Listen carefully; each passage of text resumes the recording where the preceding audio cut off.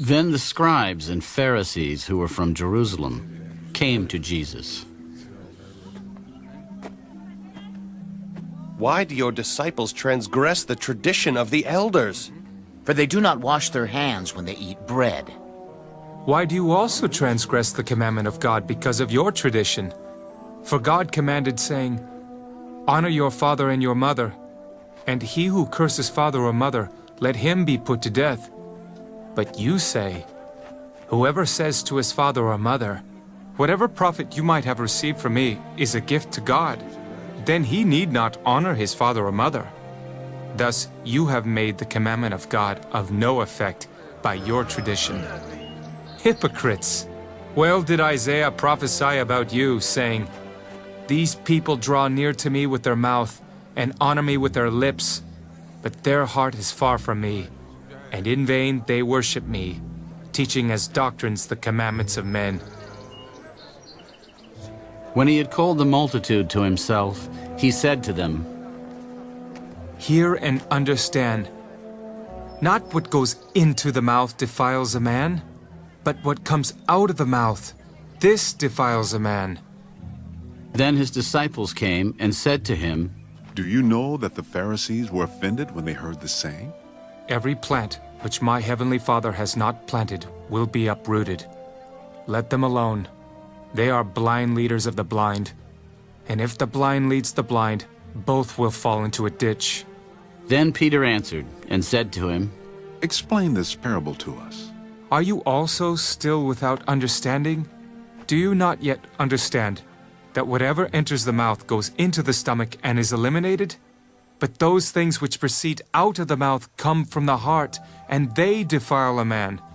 For out of the heart proceed evil thoughts, murders, adulteries, fornications, thefts, false witness, blasphemies. These are the things which defile a man. But to eat with unwashed hands does not defile a man." Then Jesus went out from there and departed to the region of Tyre and Sidon.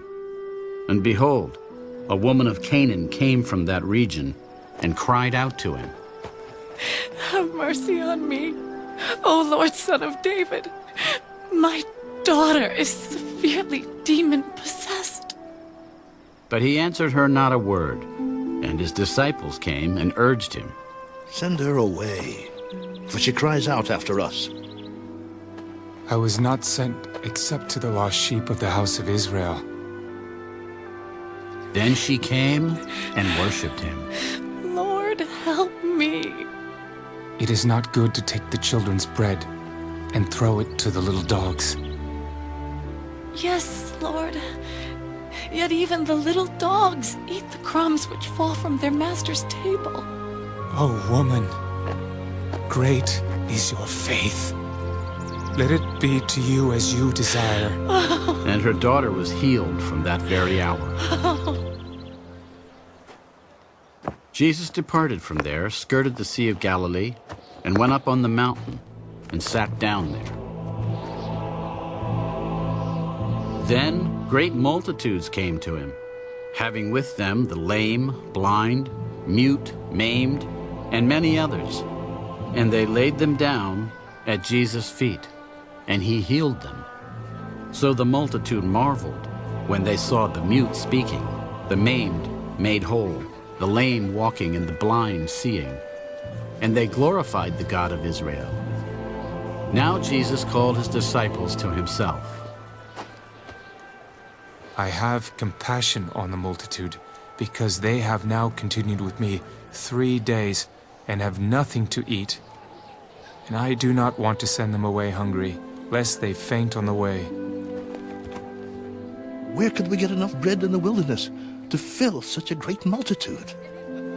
"How many loaves do you have?" 7, and a few little fish. So he commanded the multitude to sit down on the ground. And he took the 7 loaves and the fish and gave thanks, broke them, and gave them to his disciples. And the disciples gave to the multitude.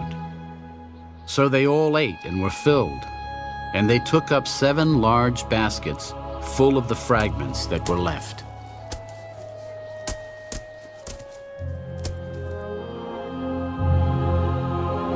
Now those who ate were 4,000 men, besides women and children. And he sent away the multitude, got into the boat, and came to the region of Magdala.